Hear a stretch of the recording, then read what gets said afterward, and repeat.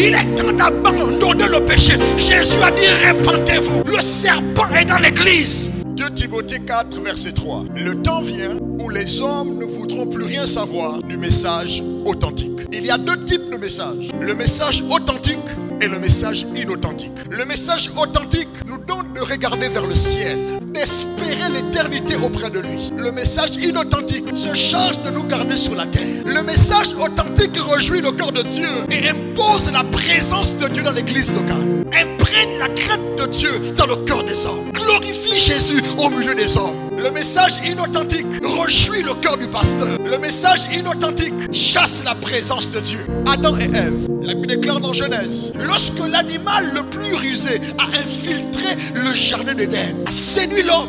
Après la séduction, Dieu a chassé l'homme du jardin d'Éden. Mesdames et messieurs, qu'en est-il devenu du serpent? L'homme est banni du jardin après son péché. Mais où est passé le serpent? Assurément, le serpent est resté dans le jardin.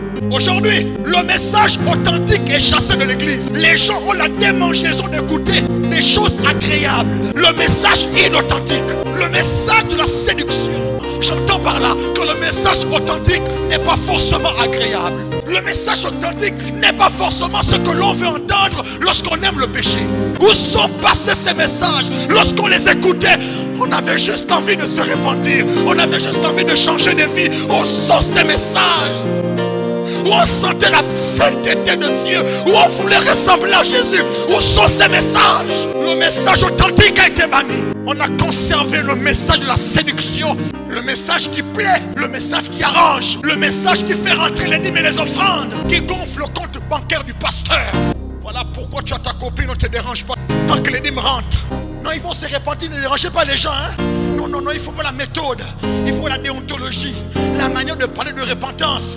Non, ne condamnez pas les gens. Quand on parle de repentance, vous les condamnez. Qui condamne qui? Il est temps d'abandonner le péché. Jésus a dit repentez-vous. Jean-Baptiste a dit repentez-vous. Paul a dit repentez-vous. Il n'y a pas de condamnation ici. Il y a l'urgence de comprendre que ce péché te conduira loin de Dieu. L'homme a été chassé du jardin. Le serpent n'a jamais été chassé. Lorsque Jésus arrive, il rencontre le serpent qui n'a pas été chassé. Le serpent est venu rencontrer Jésus. Il a dit à Jésus, si tu es fils de Dieu, transforme ces pierres en pain. La séduction du message inauthentique, c'est de transformer les messages qui donnent la vie en des messages qui ne donnent pas la vie. Transformer ce qui est éternel par ce qui est éphémère. On présente la vie sur la terre, on oublie la vie dans l'éternité avec Dieu. On refuse de choquer le pécheur parce qu'il doit donner les dîmes et les offrandes. Le serpent est dans l'église. Le serpent dira au prédicateur de changer la pierre en pain, de changer le message qui donne la vie, le message qui amène à la repentance. Mais gloire soit rendue à Dieu pour notre Seigneur Jésus-Christ. Il a vaincu le serpent, il a vaincu la séduction, il a restauré le message authentique. Il a choisi la pierre à la place du pain. Il a dit l'homme ne vivra pas que de pain seulement. Il est temps qu'on revienne au message authentique. Nous voulons des conversions authentiques. Prêchons l'enseignement authentique. Nous voulons un réveil authentique. Prêchons l'enseignement authentique. Le message authentique ne vise pas ta poche. Le message authentique vise ton cœur. On était des enfants. C'est le message authentique qui nous a gagnés. On ne connaissait rien de Dieu. C'est le message authentique.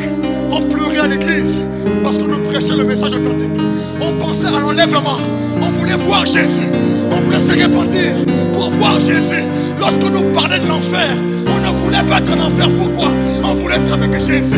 Mais est-ce que nos prédications aujourd'hui nous font penser à Jésus? Est-ce que nos enfants veulent être avec Jésus? Lorsqu'ils écoutent nos messages, est-ce qu'ils veulent aimer Jésus? Est-ce qu'ils veulent être avec Jésus? Le message authentique. Arrêtons de prêcher pour atteindre les poches, mais prêchons pour que le Saint-Esprit au travers de nous atteigne les cœurs des hommes. Que Dieu vous bénisse. Que Dieu vous garde.